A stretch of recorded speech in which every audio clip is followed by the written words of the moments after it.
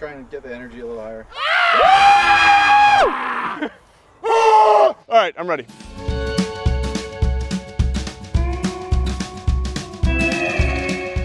Welcome to the second episode of Pinkbike's 2026 E-Mountain Bike Field Test. We're here in Northwest Arkansas, riding trails in Bella Vista and Bentonville, and today it's time for the challenges. As you saw in the last episode, we went through each of the bikes that we have here on test and some first impressions on each bike, but now it's time to pit them head to head and see just how they shake out.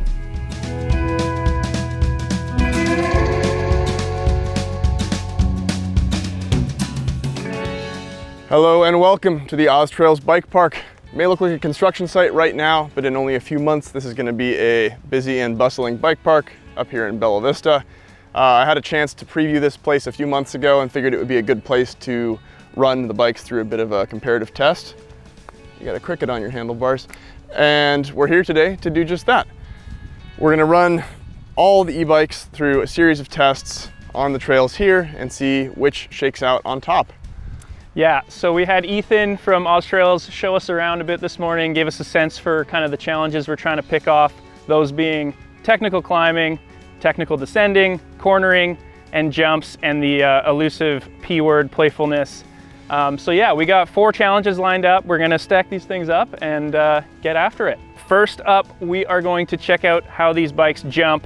How we're gonna do that, we've got this really fun blue-black jump trail behind us. I've got all the bikes set up to my weight, my liking. I'm gonna run 3 laps on each bike and really just see how the bike feels in the air, how it feels coming off lips, think about the weight distribution, all that fun stuff. So yeah, let's get into it. We are here at this yet to be named, or I don't know the name, blue-black jump trail. First up on the list, we've got the Pivot Shuttle AM. And yeah, first lap, let's see how it goes. All right, first lap was all right. Second lap was better. Let's see how the third does.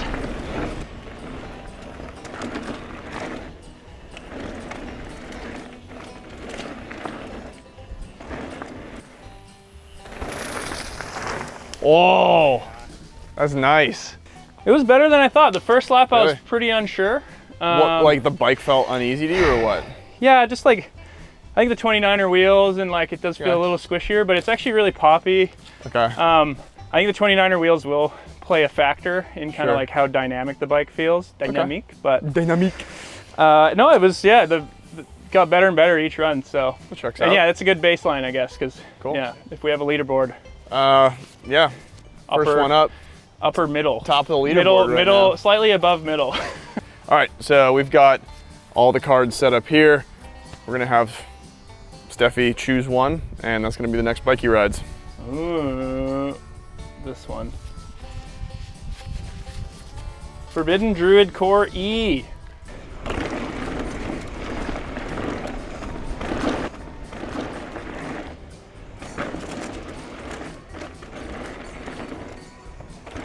Both were pretty good so far, but I feel like with the smaller wheel and a bit more linear, I'd put this just above the pivot. All right, now we're on to our third bike, Norco Sight VLT. Very similar bike, high pivot, 150, 160 bike as the Druid. So should be pretty similar. It does have a shorter rear end, so curious to see if I can notice that difference. Yeah, let's see how it goes.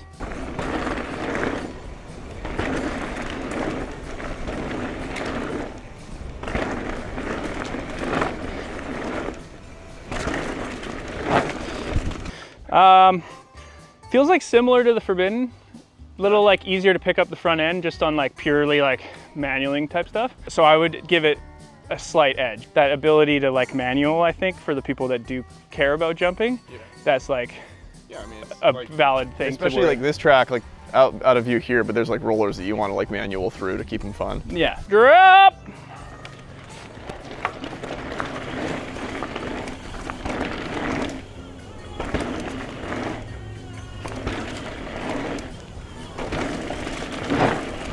How was it? Really good, really fun actually. Yeah? Yeah. You looked calmer, like you weren't like moving around as much. You're kind of just like flowing through the set. I'm gonna say just below the Norco just because it's a bit more travel, a bit more wallowy, you know? All right. I don't know, there it is. Fifth bike now. We got the Yeti LTE, brand new bike with the Bosch system, 29er. Let's give it a go.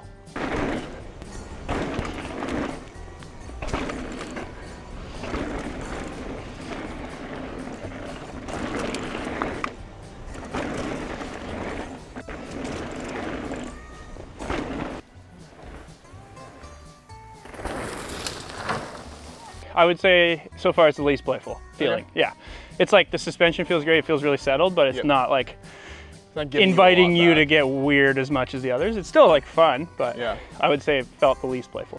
We got the Specialized Levo 4. Probably one of the biggest, heaviest bikes in this lineup. So yeah, we'll see how that goes. Whoa! Whoa! Oh!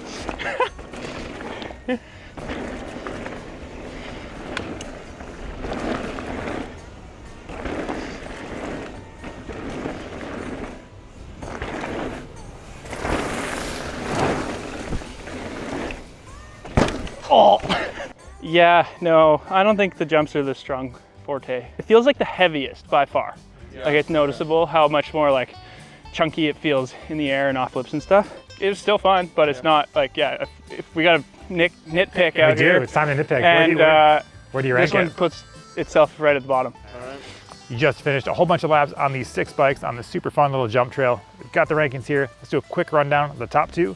Norco Sight VLT. What do you think? Yeah, I think that one took the win, not by much, but it's just super progressive suspension layout, and then that little bit shorter chainstay than, let's say, the Forbidden, made it take the edge there. All right. Yeah. Second place, Cresline RS 181. 3 words about that bike. Progressive, a little bit more forgiving, and lighter because of that smaller 600 watt-hour battery. All right, let's move to the very bottom. We got that Yeti LTE, second to last place.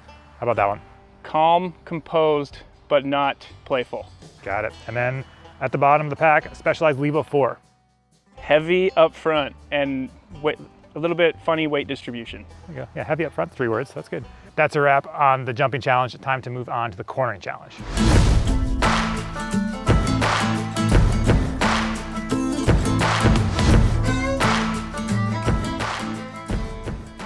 All right, here we are. We're challenge number 2, the corner challenge. We got Matt Beer now. Kaz went out to do some trail bike laps. And yeah, we got a sweet little section of some kind of tighter berms, and we're gonna see how these bikes handle through the tight stuff. I'm really gonna be looking for how easy it is to turn these bikes side to side, how my weight distribution feels, and if I'm trying to lose grip or anything like that. So that's what I'm looking out for. Think you can rip a tire off the rim? I could try, I can certainly try. I'm really not trying to like brap corners as much as I'm gonna be trying to see how grippy and confident I feel cornering. Yeah, it's not just like inside the corner and brap, it's I want to feel flipping the bike side to side.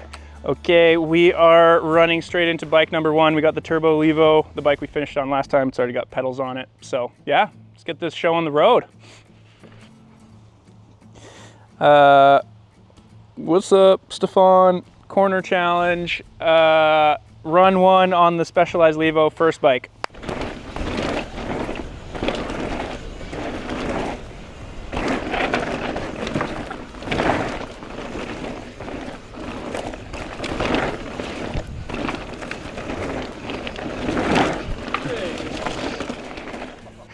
Similar, I think, riding feedback impressions is the jump challenge. A lot of weight up front. Okay. Also, I mean, I've ridden this bike a bit already with other testing, but I find the front end to be really long for the rear end. Yep. So a little bit harder, like the front wheel kind of wants to go out. Think you can rip a tire off the rim? I could try, I can certainly try. Oh! It's all right. That was good. Jesus. Yeah, I really got to the bottom of that one. At least it was the last corner. Yeah.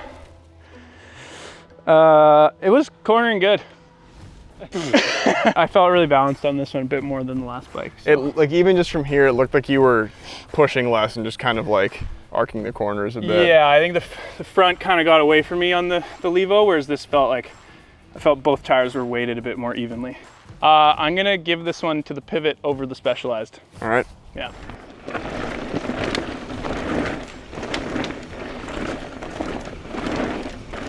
I'm so nervous about the tires now. That's smooth. The most noticeable thing is that like balance and the bike getting kind of, with the high pivot, it gets a bit longer in the corners.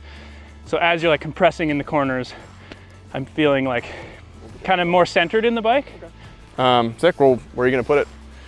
I think I'd give it to the Norco. Just Top of the stack.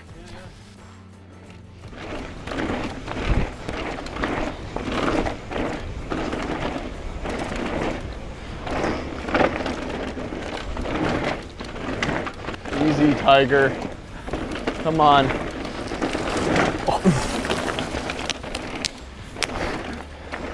That's the banger. He's ripping, yeah. You looked very confident there, sir. yeah, thanks, Matt. I felt confident. How was this compared to the Norco? Honestly, they're pretty similar for sure. I feel like those two bikes have really similar numbers all over. The only difference, like there's a couple differences, but the main one being their approach to rear centers. And yeah, the Forbidden, maybe you're even just that little bit more balanced between the two. It's a bit more of an extreme, like front center, rear center balance. Where does it stack up then? I feel like I felt a bit more comfortable on this one, especially on that like heavy braking into the tighter turns up top. It's just felt a bit more composed. Cresline. Cresline.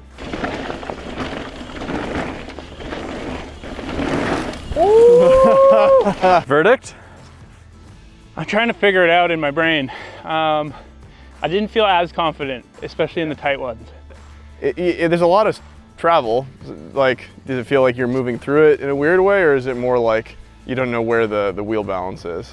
Yeah, I think more the wheel balancing. The travel wasn't, I don't think, a big factor. Where are you gonna put it?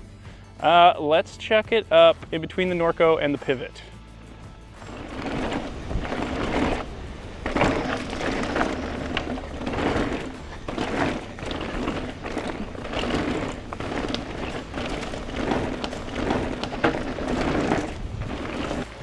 Hey guys. What up? About that? A lot of grip. Yeah, maybe the most grip so far. These corners are sort of smooth, but they're also got a bit of like chattery rocks. And it just like felt very glued to the ground. It was good. I was pretty impressed. Where are you gonna put it? I think I'm gonna still give it to the Forbidden, but put it just below, second place. We're gonna go through top two first. Yeah. What made those stand out? I think with the Forbidden, it's the weight balance. I felt the most in the center of the bike in the corners, which helped me to feel good grip. Cool. I think with the Yeti, it was more the suspension platform. Like it just seemed to really grip the ground, really calm, really stable, and still a good weight balance, but it's something about the suspension just felt great through the kind of like baby heady rocks. Cool. Yeah. And then bottom two, why are those sitting lower for you? The Specialized, I found again that front to rear center balance and the weight in the front made it just feel like the front end kind of wanted to let go. Yep. And the pivot, honestly, wasn't bad. I mean, I blew the tire off, so that's... I don't think that's like a negative for the bike though. It's just... No, I don't even... Yeah, like those middle ones kind of just, you seemed a bit more like ambivalent around those. It's like Specialized sat a bit below, but those were neutral. All right, well, that's a wrap on the jumps and corners. We are going to pass it over to Dario. And I'm gonna do some tech climbing and descending, talk about the suspension performance of the bikes, but first, we're gonna eat pizza and fix a tire. Yeah.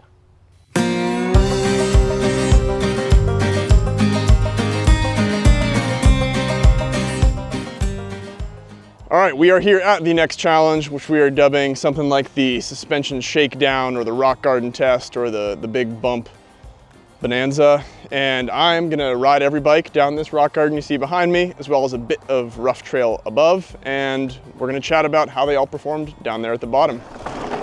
Ooh, I like that section a lot.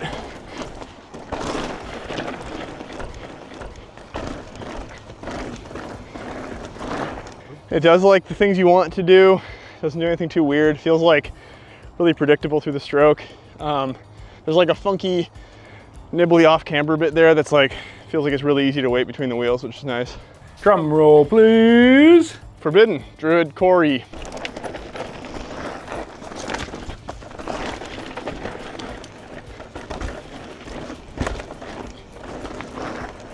For me on this, I have to settle my weight a bit further back than I'm used to, and then it's happy, especially like in the steeper off camber stuff up there. First lap, I was like pushing the front because I was almost like overweighting it into stuff, and it digs in this like shaly stuff. So settling back, letting the back end like drive your weight forward when you're braking and compressing the bike, I'm pretty happy. I think I'm gonna put it above the Norco because it feels faster. Okay. The Norco's really fun and intuitive, but like if we're talking just pure like munch and bumps, I'm gonna go with this. I feel that, yeah, I would agree with that. Cool. What am I gonna munch bumps on next? Yeah, no. Pivot, shuttle, am. Oh, nice. Sorry! Sorry! Sounds Canadian, eh? It's a good corner. It's the Pivot bike, rooster. man. That bike, the pivot rooster roosts. How was that? That was some exciting roosting? Sorry. It was good. It's very plush is the word. Not a word I've used in many reviews, but I think it's pretty applicable here. It's like super happy to get into travel for a long time, and then you get this like pretty bouncy feeling end of stroke that returns you back. It's a little less predictable than the others. I think as a result, you're just like cycling more, but if you want just like a sticky feeling thing that you can reliably like push to the end of, this is pretty cool. Well, how would you rank this? You've done 2 high pivot bikes so far. We put them up here. We changed our system. Oh, wow, that's beautiful. Now where would you put the Shuttle AM? I'm gonna put it below the Norco. Yeah, the Norco just feels like, even though I think this is maybe like more comfortable, like it's taking the edge off more, it's a little less predictable, and as a result, I just don't know if I'm like doing the same lines on this that I would on the other bike.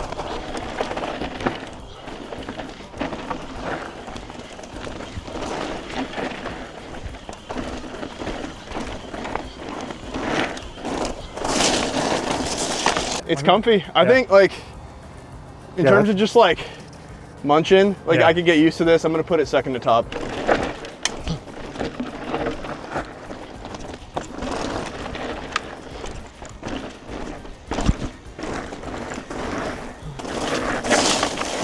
New line in there. That was nice. Big compression. Yeah. Low noise. Hello. Hey, bro. How'd that go? Pretty good. Sounded good. Looked good from our end. I like this bike a lot. It works well. It does more than you'd expect it to in a lot of circumstances. Like you hit a bump, it makes it feel less bumpy. Feels pretty normal in corners. There's not like a lot of learning to do. Feels good. Cool. Where would you rank it? It's pretty close. I like have a hard time deciding between the Forbidden and the Yeti. But you have to. I'm gonna put the Yeti at the top. So. Next up, finally Specialized Levo 4. All right. Enjoy.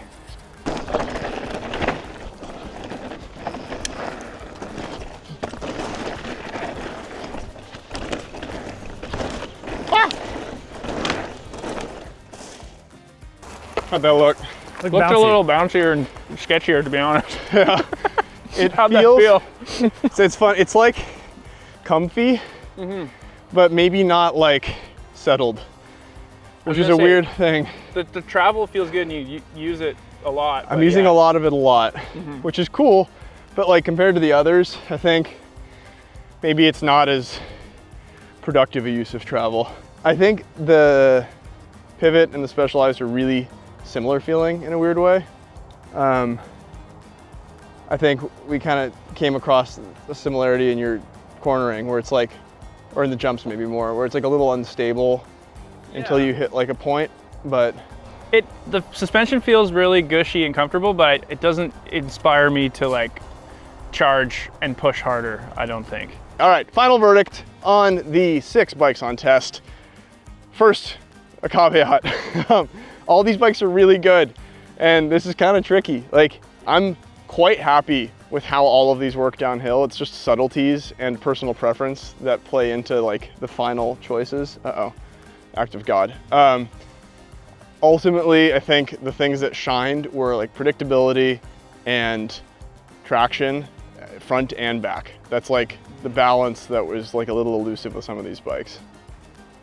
So up at the top there, run us through your top two, the Yeti and the Forbidden. Two very different bikes, but both pretty impressive. I think the Yeti is more predictable right off the bat. It has a really calm feeling suspension that does a really good job of like muting stuff, but also feeling like you can give into the bike to like generate speed and traction. I think the Forbidden is just like gushier, yeah, for lack of a better term. It takes a lot of the stuff away, but still like you kind of know what's happening back there. It's a pretty like predictable bike, I would say. I was surprised at that because like I've ridden some of the like earlier Forbiddens and didn't find those to be super predictable. This was just like, easy. Like I can just like jump into things, know where the wheel's gonna be, corners felt good. Yeah. And then what about your bottom two? Lower down, ultimately like both of these bikes with time and maybe for some users, like the way that they move through travel is a good thing. For me, I don't love it when a bike is just like choppering through travel. I like it to feel like I can predict like when I'm pumping into the bike and settling into it for braking. So I found these a little trickier to into it. I'm starting to see some trends. I don't know about you, but we've got a couple bikes that have been hanging around the top, a couple hanging around the bottom. We got some more challenges coming up. Yeah. So let's get right into those. We ran out of daylight, so that's a wrap on the challenges for today. But tomorrow morning, bright and early, we'll be back at it. We do the climbing challenge. Take all 6 bikes on a very difficult, maybe nearly impossible climb, and see which one comes out on top. See you later. Bye. Bye. There's a big drop down here. Say hi, everybody. Hey, hi. Still here. Hey, bye.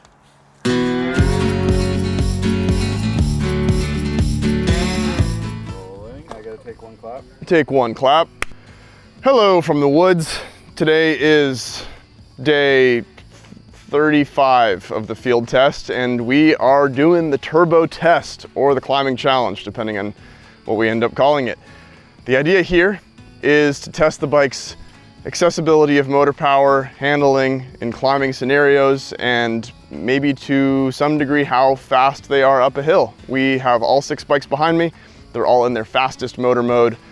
They're gonna time me ripping up this awkward, rocky, chunky climb, dipping through a creek and finishing at the peanut gallery. I will be rating the bikes based on how they felt, and they will be giving me some feedback based on how quick I was. So I'm gonna jump on the first bike and see how it goes.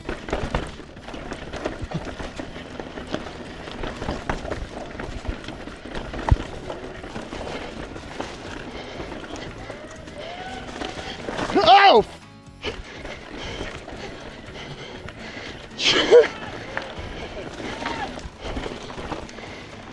Oh, first one up feels awkward. I don't know if that's the bike or the trail. He'll shake out in time, but feels kind of like bouncy, for lack of a better term.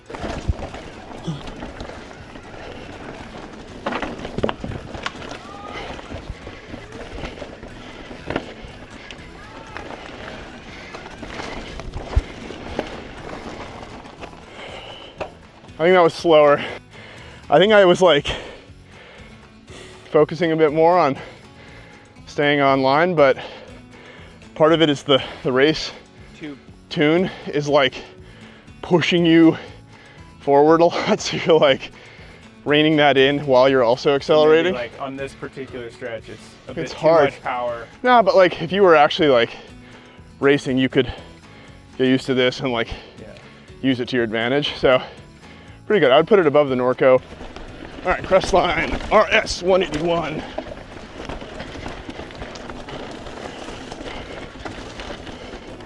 Super boost. That looks pretty fast. Oh, that looks really fast. Oh yeah. I was like riding the brakes for like a third of the climb. Really? Yeah, I mean I was on the pivot too. Yeah. Like to clarify, pivot felt slower because I was like overclocking. Right. Same on this, where you're like course correcting on the way up, but faster. Yeah, well, you were indeed faster, 48.30. Pretty tight spread so far. Ah! That's kind of crazy.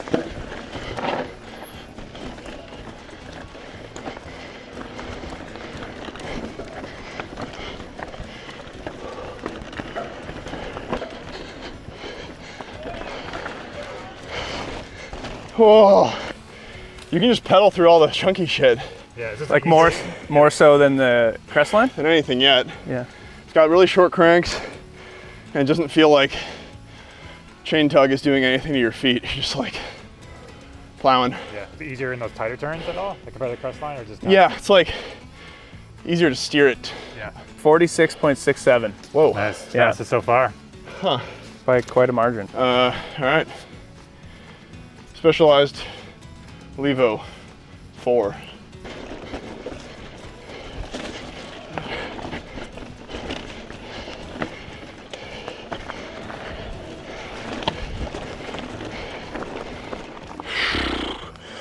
I don't know if this is to this bike's strong suit, but I do like the way this bike climbs. The motor is like the least binary of the bunch. I think it does a good job of like matching effort even in the turbo mode.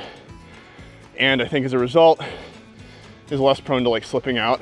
Yeah, I got techier climbs. This tech bike climbs. does. It's got that like rock crawler mode. Where you just, Yeah, I would definitely choose this for like slow tech climbing.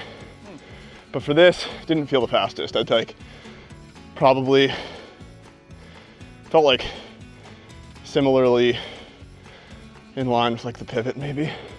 Well, it was 49.39, so just below the pivot, but right. pretty much the same. Yeah. One left, Yeti LTE, Yeti. another Yeti Bosch LTE. bike. Not a CX race, just a Bosch. Yeah, so if we had to guess just based on motor, it'd say down by the site, but maybe it's got some special sauce. We'll see.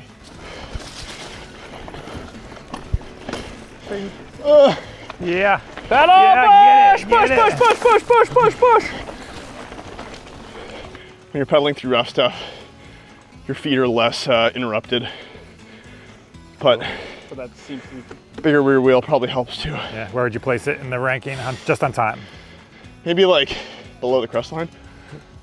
Well, drum roll, please. Final bike of the day, 48.87. Third place. Okay. Man, am I good. Oh, yeah. That feels great. Yeah, I mean, I'd agree with that. It's like doing the most with the Bosch. Yeah.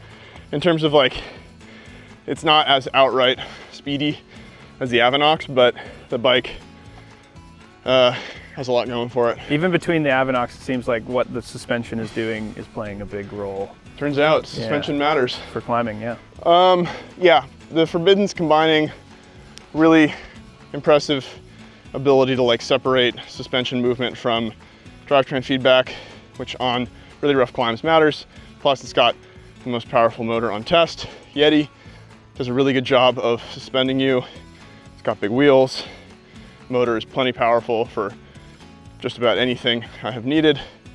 Norco feels like the most like akin to a normal bike in a way, even though it has the Bosch that the Yeti has. I think it's just like, feels a little lighter and springier. So, and that's like not tuned weird. It's just the nature of the bike is a bit more like lively. So not quite as a truck uphill as some of the others. There you have it, folks. That's a wrap on episode 2. The challenges have been completed. We've ranked all the bikes, and now it's time for something a little different. Oh, right you are, Dario. We are blindfolded. You can probably tell that as you're watching. The plan, I believe, is to take us to some undisclosed location in Arkansas. And Dario and I think, are going to have to figure out how to get home. So stay tuned for that.